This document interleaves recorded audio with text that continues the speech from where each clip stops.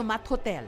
Ang pangangalaga sa gusali inilipat sa City Environment and Parks Management Office ng Baguio City Hall. Para tangkaing mabigyang linaw kung bakit hanggang ngayon marami pa ring nanggagambala sa istrukturang ito.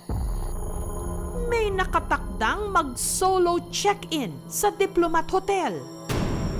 Kapag ikaw ay pumasok sa mundo ng paranormal, pag hindi mo napasok ang Diplomat Hotel, parang may kulang. Pero si Ed, Sakit ah. tila hindi raw welcome.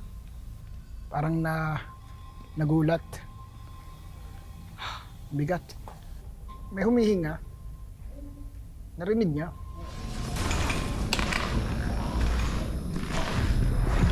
Sunod niyang pinuntahan ang fountain kung saan daw na